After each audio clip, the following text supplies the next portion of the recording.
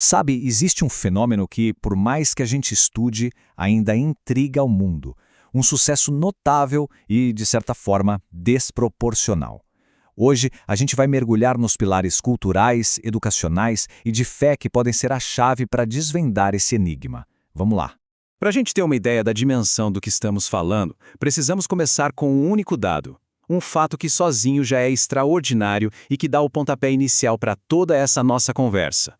Olha só esse número. Desde que o Prêmio Nobel foi criado, lá em 1901, mais de 211 laureados são judeus ou têm ascendência judaica. É um número que de cara já faz a gente parar para pensar, não é?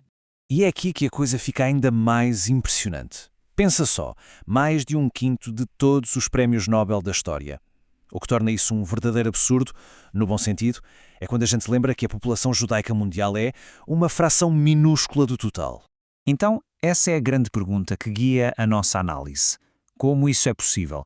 E a resposta não é uma coisa só, não é simples. É mais como uma teia de valores e práticas que foram sendo cultivadas ao longo de muitas e muitas gerações.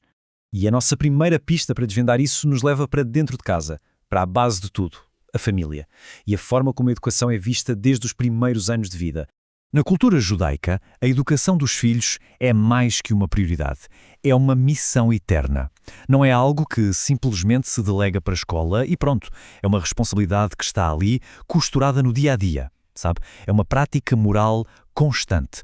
E isso aparece de um jeito muito prático, como por exemplo na educação financeira. E não é coisa para o futuro, não.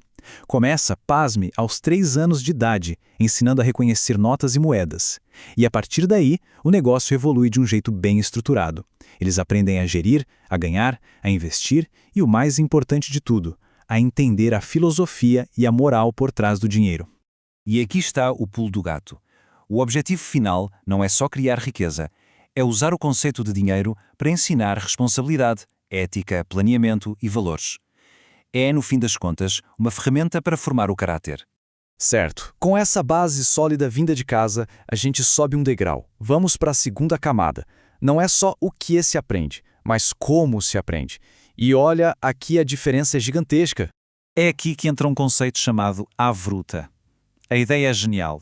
Em vez daquele modelo do aluno passivo, que só absorve informação, aqui temos um método de estudo em pares. A ideia é analisar, argumentar, questionar o parceiro e construir o conhecimento em conjunto. Pois é, este slide aqui ilustra a diferença de um jeito muito claro.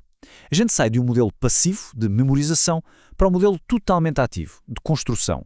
O objetivo não é repetir, é entender de verdade, desafiar e, muitas vezes, chegar a conclusões completamente novas sobre um texto. E essa prática toda é alimentada por um traço cultural muito forte conhecido como chutzpah. É uma espécie de atrevimento saudável, a ousadia de desafiar o status quo, de questionar uma ideia, não por desrespeito, mas por uma busca incansável pela verdade.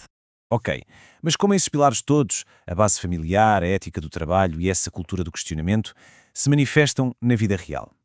Para ilustrar isso, a gente tem uma história que é simplesmente incrível. Esse é Dan Shechtman. Em 1982, ele olhou no microscópio dele e viu algo que, segundo todos os livros didáticos da época, simplesmente não podia existir. Uma estrutura atómica que era ordenada, mas que nunca se repetia. Impossível. A reação da comunidade científica foi brutal. Essa citação aí é de Linus Pauling, uma das mentes mais respeitadas daquele tempo. Shechtman não foi apenas questionado, ele foi ridicularizado publicamente. A pressão foi imensa. Ele foi convidado a se retirar do seu grupo de pesquisa, foi taxado de teimoso, de ignorante. Mas armado com seus dados e uma convicção inabalável, ele não desistiu. Por quase 3 décadas, ele lutou praticamente sozinho por sua descoberta. E então, finalmente, em 2011, veio a validação, o Prêmio Nobel. A persistência dele não só provou que ele estava certo, mas forçou a ciência a reescrever suas próprias leis. É um exemplo poderoso de como uma fé inabalável em seus princípios pode, de facto, superar o impossível. E essa história do Shechtman nos leva à camada final e talvez a mais profunda da nossa análise. A força motriz por trás de toda essa busca por conhecimento e superação. Aqui está a chave no pensamento judaico. A busca pelo conhecimento e a fé não são domínios separados. Muito pelo contrário, são intrinsecamente conectados. Uma coisa alimenta a outra. O ponto crucial é este. Estudar não é apenas um exercício intelectual, é uma prática espiritual. O conhecimento é visto como um caminho para se aproximar de Deus. A tradição serve como uma âncora moral, e todo estudo deve, no fim, levar à ação, a fazer o bem no mundo. Essa citação encapsula perfeitamente essa visão de mundo. A busca por conhecimento, a inovação, a descoberta, tudo isso é motivado por um senso de propósito maior. É a ideia de que a humanidade tem a responsabilidade de participar da criação, de entender, melhorar e aperfeiçoar o mundo. A fé não é um limite para a ciência, é o seu maior incentivo.